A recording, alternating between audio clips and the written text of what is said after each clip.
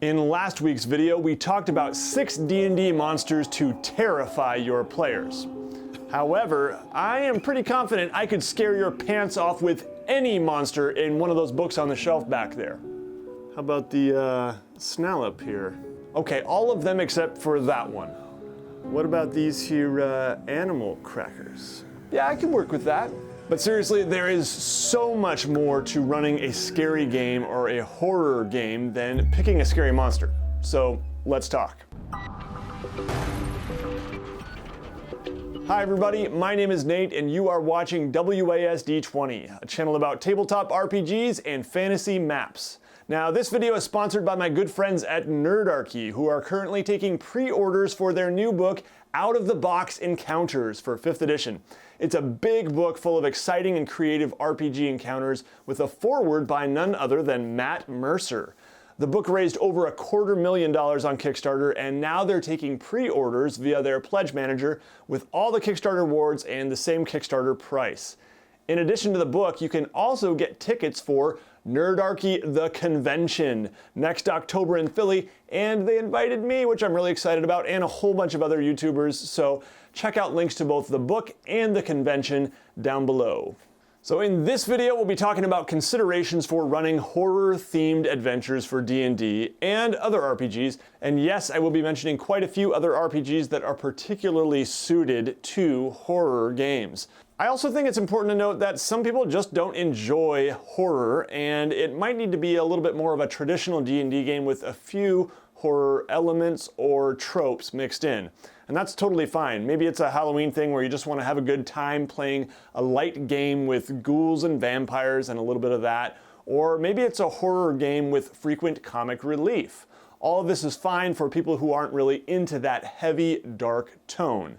However, in this one, I will mainly be talking about how to build fear and how to scare even the most stalwart players. We're going for a little spine tingle here. And this leads me to my first point for running a horror game. Get to know your group and communicate. Communicate about the type of game you're going for. You can kind of give like an elevator pitch. I think that's a good idea. You can tell your group it's a gritty zombie survival game, or perhaps a spooky but zany haunted house exploration game, or a Victorian era murder mystery dealing with the occult. You can definitely give a longer pitch, but keep it to a paragraph or shorter. Now some GMs might also prefer to give a rating like PG-13 or R as well, and that can really help. Or you can mention a specific book or movie that matches the tone you're going for that your players might know of. Some people might find one of these RPG consent checklists helpful. If you want to be extra cautious, you could go with that, and I'll put a link down in the video description to this one from Monty Cook. But if you already know your group and have played together, watched movies together, etc., you'll probably be okay without that. Another option would just be to ask them, hey guys, I'm thinking of running a pretty dark horror game. Are there any phobias or triggers I should be made aware of? For most groups, that's probably going to be enough. All right, now that we've talked about the importance of clear communication when running a horror game, let's move on to the real heart of creating a frightening experience for your players. First up, mystery, a strong sense of the unknown.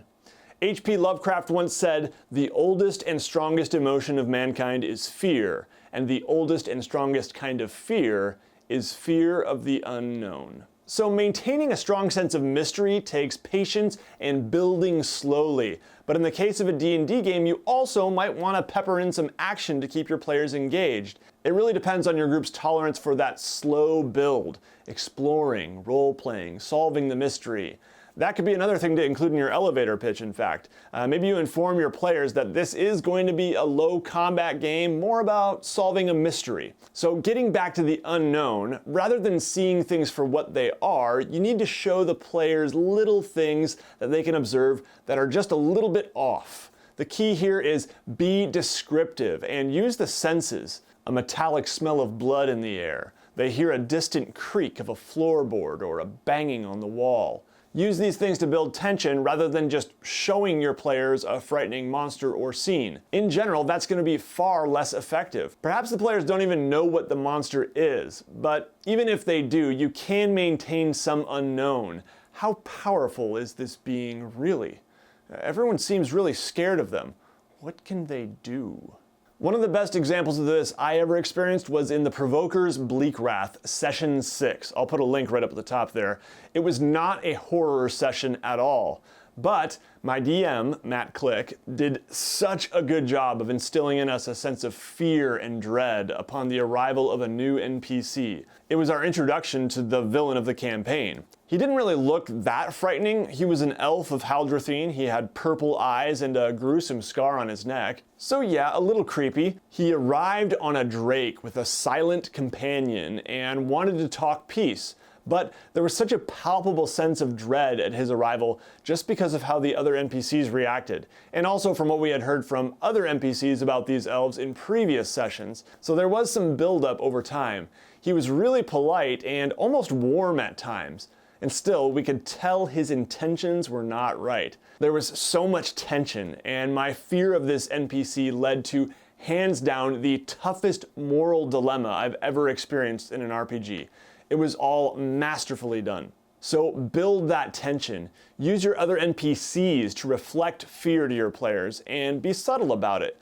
Let the atmosphere feel heavy with slow but vivid descriptions. Let the grotesque and strange things slowly get more grotesque and strange over time. And in addition to building the tension, break it sometimes. There was a moment in the banquet hall with this newly introduced villain, Iskandar, where he started marveling about the cheese being served with one of the other players. I don't know for sure, but I think maybe Matt and Tim could probably sense that we needed a bit of comic relief. So there it was, a moment to talk about how delightfully mild and herby this strange cheese was, struggling to find just the right words to describe it before we got back to the gravity of the situation we were in. Another way to break the tension in a horror game is a cheap jump scare. They get a bad rap, but in a really slow build sort of horror game, they can be a great way to relieve the tension. A bat flies into the face of the cleric and the fighter smashes it with his shield and bloody nose ensues and some laughs maybe. Or maybe a lone goblin jumps out and startles the players in a tense moment and quickly drops his sword and runs away in fear of the well-armed party. So build that tension up and then be willing to break it at times. If you have a group that just naturally kind of jokes around at the table, you probably don't even need to plan it. It's definitely just gonna happen. And some groups are gonna have a really hard time running a scary horror game just because of that, but it might be something you want to communicate with them, that you do want to go for a more serious tone if you do. Now, what about coming up with a good plot for a scary session? I definitely recommend taking some inspiration from your favorite works of fiction and horror, but don't make them too spot on.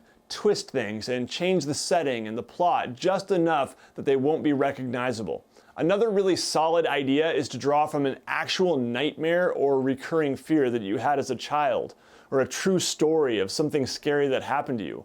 Now, you probably want to avoid real personal trauma, as you want this to be a fun game with your friends, not something that hurts your mental health.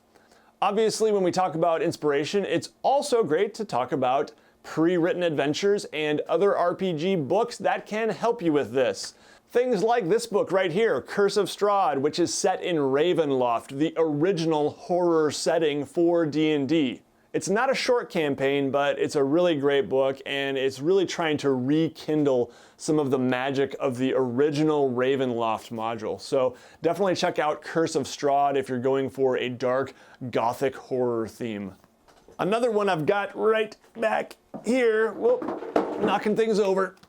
This is Shadows over Driftchapel, and this one is such a cool book. This is 5th edition compatible. It's kind of Lovecraftian flavor, fantasy horror with strange creatures, flintlock rifles. It's set in the world of Gloam. Also, it's an adventure kit, so it's very customizable. It's not just kind of a linear adventure module. So definitely recommend you check out Shadows over Driftchapel. Also, a bit of art in here from yours truly, so that's kind of cool. And of course, if you really want to play a scary game, you might want to play a system that is made for that sort of thing, such as something like Dread. Dread is a game that actually uses a Jenga tower, and it's a pretty rules-light game, really cool, really evocative, definitely builds that tension as you get closer and closer to knocking the tower over, and it even comes with some scenarios in the book, so definitely check out Dread. I know that the RPG Fate also has a horror toolset book, so you can check that out.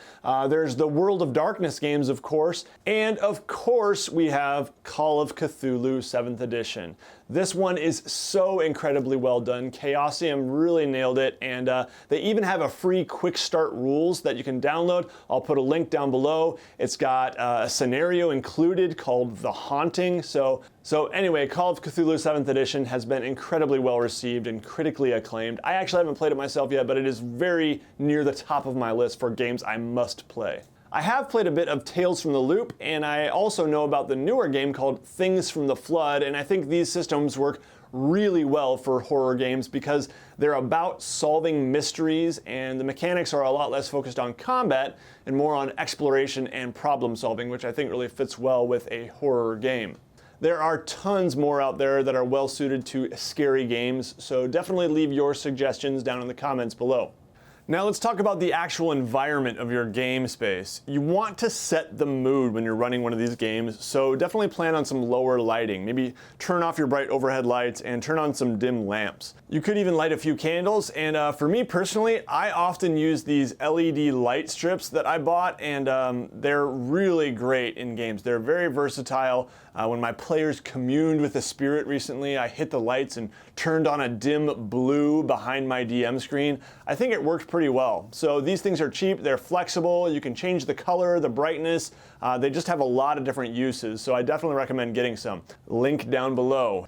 You could also get a fog machine. I've never actually done it myself before, but you can get them for like 50 to 100 bucks, I think. And I just think it would be really cool. I've seen people do it before, and it kind of sends this mist covering the whole table.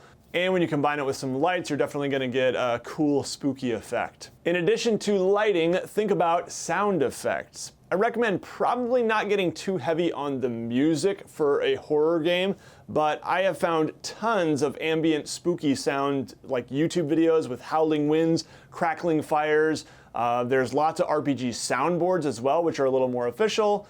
They have a lot of that cool spooky stuff built in, things like Sirenscape, Tabletop Audio, Battle Bards, to name just a few. There's a bunch of them. So there's a lot more we could say about running horror, but hopefully you found this helpful. Above all, I think that fear of the unknown is huge. I think that's the pillar of a good horror story. Don't show your players too much. Keep them guessing, and in the end, perhaps you even subvert their expectations a little bit. We all love a good twist. If you have any other good thoughts or suggestions for frightening your players, definitely leave those down in the comments below. I want to hear your ideas, and I want to thank my patrons so much for their support. Patrons are people who support WASD 20 on a monthly basis. These people are awesome, and if you enjoy what I do here, I would really appreciate it if you considered supporting too over at patreon.com/WASD20. Thanks again to my sponsor, Nerdarchy, for this one, and yeah, I think that's it. Everybody take care. You'll see me again very soon.